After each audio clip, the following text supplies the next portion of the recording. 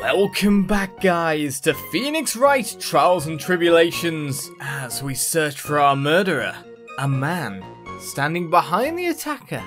The mayor could see by the light of a stone lantern. However, we know that not to be true because we know that the stone lantern itself was not lit that night and hadn't been lit for quite a while. So let's present Objection! and break down this first line of defense, as Mayor seems to be defending the killer. So there was a man standing behind your attacker. Yeah. That man, he's the killer. He stabbed her from behind.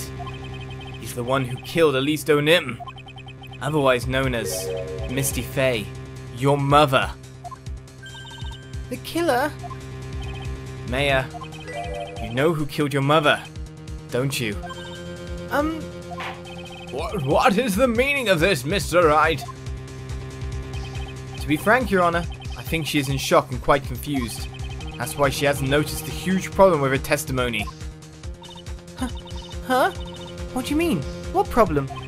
Mayor, on the night of the crime, that stone lantern was out of commission.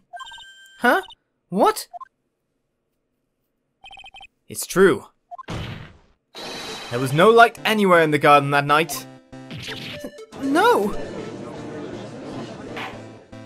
Order! Order in the court! Mr. Godot, explain this! Add the pureness of milk to the perfect clear darkness of coffee. Stir. That is the state of the witness's mind right now. A cup of café au lait. Café au lait? Is that even legal? What? Mr. Tright's words are the milk, and you are the spoon. Your Honor. I'm a spoon! I'm no spoony bard, I'll have you know! You must have noticed it too, Trite. This witness's mental state is highly unstable right now. It's not hard to understand why she would make a little mistake like that. Objection! Sorry, but that's not going to cut it. What did you say? If there truly was no light in the garden, then there's a fatal contradiction in the witness's last bit of testimony. Nick! May I? Recall the witness's statement about her attacker. She said that she didn't know if it was a man or a woman, an adult or a child. And yet, the witness could describe a person that was standing behind her attacker. And she quite clearly described him as a man. Ah! In other words, that would mean that May actually saw our mystery person, gender and all, despite it being so dark that she couldn't see the face of her own attacker. No! Order! Order! Order! What in the world does this all mean, Mr. Wright? Are you saying Miss Faye saw the real killer under pitch black conditions? Objection! Trite, do you have any idea what you're proposing? How could she have seen in the dark? There was no other light source at the scene. Objection! There are some things that you can only see in the dark, Mr. Godot. Mayor, you did see who the killer was in the dark. And now, you're trying to cover for him. Cover? For the man that killed her mother? There's only one conclusion I can draw from this. You know who this man is. Please, Nick. I don't know anything. Please, I'm begging you. Ha! You talk a good game, Trite. Let's see if you can walk the walk. It was pitch black, so what could the witness see? I'm calling your bluff. No, Nick, don't! Please stop! Maya is dead set on protecting this guy. The man who murdered Maya's long-lost mother. But I can't let him get away with it. I'm a lawyer, an officer of the court. I'm here to find the truth. Alright, Mr. Wright. Time to show us what you've got. Who was this person that you say Miss Faye saw in the darkness? Well, we only have one suspect. That is male. Was on the other side of things as we saw it. Wasn't, indisposed before the crime. Or that we met on the other side of a burning bridge. A prosecutor standing in front of us. Because it was pitch black, Miss Fay was able to recognize the killer easily. I'm sure the court would like to see for itself how this is possible, yes? I'm pretty sure we all know what's coming next. In fact, they flashed a scene like this earlier on. What? But how do you propose to show us something like that? Which is really interesting that they've shown us this before. They've really alluded to things way before time, and they want you to try and remember. It's easy. We just need to recreate the conditions of that night. Conditions? Your Honor, the defense officially requests that all the lights in this courtroom be turned off.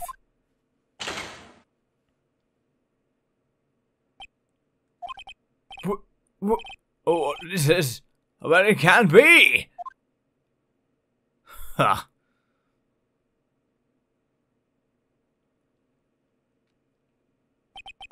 That was a nice bit of deduction. Trite.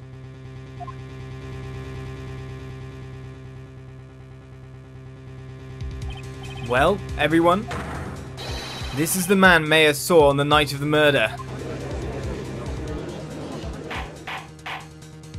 Order! Order! Order! Prosecutor Gateau, what is the meaning of this? Surely you must be shocked to hear yourself accused of such a thing. Why aren't you denying it? Huh. Your Honor, you're asking the wrong person. What do you mean by that? If you've got a question, ask the witness. That's one of my rules. Well, Mayor, how about it? What you saw that night, was it 3 glowing red lights? Well, witness, answer the question. You're wrong. I never saw that. Mayor, I thought the person that stabbed my mother was a man, for a totally different reason. What? Witness, Mr. Wright, what the... Stop your chattering, Your Honor. Chattering? If it's worth asking, ask the witness. It's one of my rules. All right. Well then, let's continue with the testimony. Please tell us how you knew the killer was a man. Yes, Your Honor. I didn't realize it until after I woke up, but...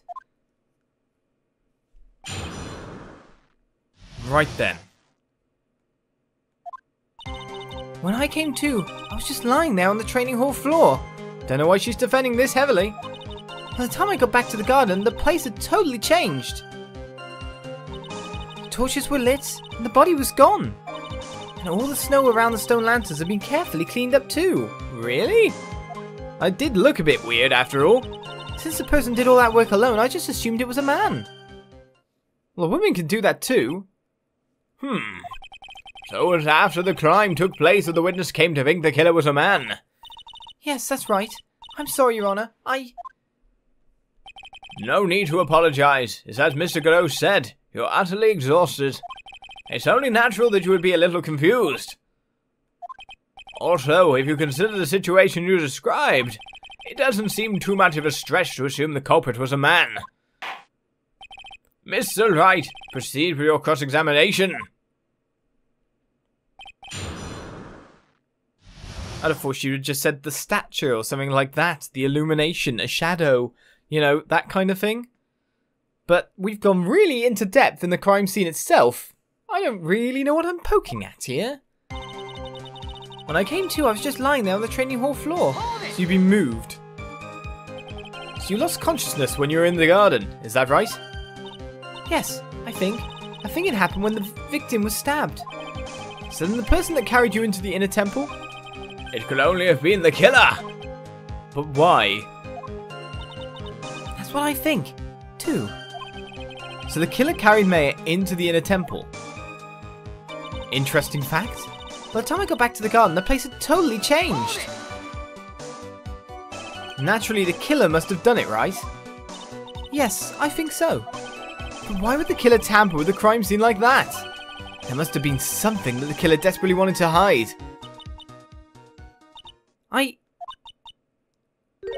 I don't know. It looks like she doesn't have enough confidence. I think I need to gather some more information before I ask her again. Oh, we're coming back to this statement, says Phoenix Wright. So this seems... the previous statement seems to be the important one. But then, of course, a load of the crime scene has changed. So why? Torches were lit and the body was gone. Hold it! The torches were lit? Yes, that's how I noticed that the whole scene had changed. I'm gonna say it was the killer who lit the torches. I mean, who else could it be? The killer probably lit them since it'd be impossible to do any cover-up work in the dark. However, if that's true, there's one thing that still bothers me. Why did the killer go to the effort of moving the body? That's true. It's hard to see how that would be any advantage to the killer. The only one who would gain anything from that would be the only person that was at the inner temple, Maya. Very well. Let me hear some more about the condition of the crime scene. But actually, from that point as well, if it's Godot we're after, I kind of see a main point that we're going to feature up here. If someone cleaned up everything, they cleaned up stuff, but they couldn't see the blood on the Maya scroll in blood. So it's going to be someone very specific. So we've got, like, someone being... we've got him needled there, really. We just got to present it in a correct way. Very well. Let me hear some more about the condition of the crime scene. And all the snow around the stone lantern had been carefully cleaned up too. So this relates to our second statement. Hold it! So you're saying the killer cleaned up the snow? It did look really odd. Yeah, that's why I thought it was a secret passage or something. The snow was removed in an unnatural looking rectangular shape around the lantern. Or an underground heating somewhere, which is again another reason I thought there was a secret passage. Even though, of course, it's a cold tunnel where training takes place. There were a lot of shovels around the inner temple. But they're all really heavy. Way too heavy for me to use. An odd fellow indeed, this killer. Why on earth would anyone want to take snow away? Well, there's one thing I can think of. Oh yeah. Didn't you say that a lot of the victims' blood sprayed onto the snow? I was just thinking, of course it was to conceal the crime scene because the crime scene moved. Yeah. The area I collapsed in ended up being splattered. In other words, the killer's purpose was to hide the bloody snow. I think that's the most reasonable explanation. Perhaps. However, there's something that's bothering me. If the killer just wanted to hide the snow with blood on it, there was no need to remove that amount. That's true. He could have scooped up just the snow that was stained with blood. Unless he had trouble seeing blood. Red. When everything's illuminated by red light, you see not red, would you? I guess. It's pretty much the needling subject at the moment. It looks like there's some mysteries behind this issue. But I think this will help explain them. What will? Since the person did all that work alone, I just assumed it was a man. Did you now?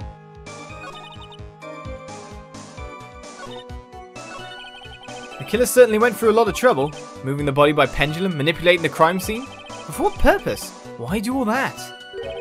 Maybe Maya knows more than she's letting on. Now the reason I skipped forward here is I was going, should I press that fifth statement? Or go to the second statement, where we've now discussed everything having changed. Maybe we can press something out of her. Hold it! Naturally the killer must have done it, right? Yes, I think so. But why would the killer tamper with a crime scene like that? Now tell us, please. There must have been something that the killer desperately wanted to hide. The truth is, when I saw the crime scene, I felt something. We got her. So basically we had to find out more about it with the rest of the statements before we could get her to talk about this. You did? Yes. I felt like the killer was hiding the evidence for me. For my sake. What? Hiding it for you? Everyone knew that I was the only one at the inner temple that night. If Sister Bikini had come back and looked at the garden, she may have thought that you had done it. No, she definitely would have thought so. And you're saying that's why the killer cleaned up the crime scene to make it look like nothing had happened? Yes, I'm sure of it. Well, that's certainly an important piece of information. I want you to add that to your testimony. Yes, Your Honor. It's the stone statue again we're looking at, isn't it? Because I think it was for my sake that the killer cleaned up the evidence of what had happened. But the killer didn't clean it all. The killer missed an obvious part of it all. Do I press this or present? I mean, we don't want to lose here. But this is what we're looking at. The killer cleaned up the stuff but didn't clean up the most obvious thing of all. The scroll, the stone lantern, is our evidence again. Objection! The body of Elise Donim was carried all the way to Hazakura Temple's courtyard. Then at the garden, the real scene of the crime. The snow that we suspect was covered in blood was scooped up and removed. It's reasonable to believe all this was done in an attempt to hide the true crime scene. However, there's still one matter that seems somewhat odd. Oh, and what would that be? You must have figured it out by now, Mr. Godot. It's the message written in blood on the lantern.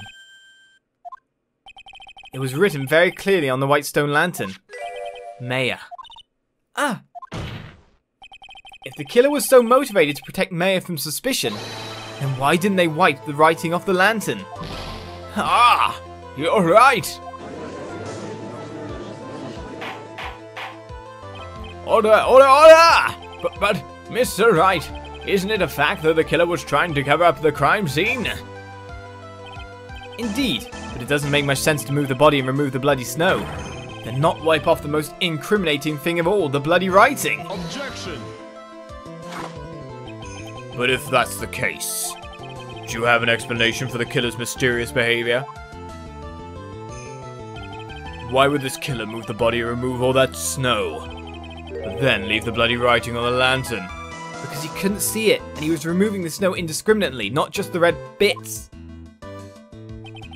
I don't know what the killer's plan was, but it's a fact that the killer left the writing on the lantern. There must be a reason for it. It's simply because, you know, the killer didn't see it. We know who we're pointing the finger at. Well then, Mr. Wright, let's hear your opinion. Why did the killer leave the message written in blood on the lantern? The killer wrote it to pin the crime on Maya. The killer didn't notice it. Prosecutor Godot, earlier in this trial you gave me some good advice. Once you eliminate the impossible, whatever remains must be the truth. Add the rest of it. Maybe you're not as dumb as I thought. The real killer wanted to disguise the fact that a crime had occurred there. If that's the case, he wouldn't have left the bloody writing on the stone lantern on purpose. Therefore, it must mean that they didn't notice it. But that doesn't make any sense. The torches were all lit and everything. There's no way any normal person would miss something as glaring as that. You're right. There is no way any normal person would. What? What are you trying to say, Mr. Wright? There's only one person involved in this incident who could have missed seeing the bloody writing altogether. And who would that be? Who is the person that could have failed to notice the bloody writing? You're gonna get me to present it again? Do you not understand where I'm going with this, sir? Take that! Mr. Godot, this is what you said yesterday. My eyesight is pretty messed up. Even with these huge goggles on my head, I still can't see everything. You can't see everything? Is that correct, Mr. Godot? This lantern was submitted as evidence today. I would like the court to think back to the moment it was first presented. This lantern? There's something written on it. Why? It's written in blood. Nonsense. This lantern is as clean as a whistle. Mr. Godot, just admit it. There are certain colours you can't see, correct? You can't see red on a white background, can you? That's right. We went through this once before, during the poisoning case at Trebian. Oh, really? We did? Oh, what? Mind blown! This is the apron the delightful Miss Bird was wearing at the time, and somehow spilled coffee on. Because he only knows the coffee. Oh my goodness! There's something still bothering me, Mr. Godot. Why have you not explained the bloodstain to the court? Bloodstain? What bloodstain would that be? Don't play games, prosecutor. The blood-coloured stain that's smeared all over the apron. That's ridiculous. No one told me anything about a blood stain. And then we thought it was just because it wasn't blood. Ah! We just thought that he was being really literal. Ah! Mind blown! Ah! Well, okay. They even told us about it. They even lightened this in a previous case. Wow! They really wrote to this point. I'm so impressed. But for now, we end the episode. We're on the chase. One can only think that by the time we're pointing the finger, we don't actually have much left to go. Join me next time for more Phoenix Wright, as the conclusion probably comes around. I'll see you then. Bye-bye.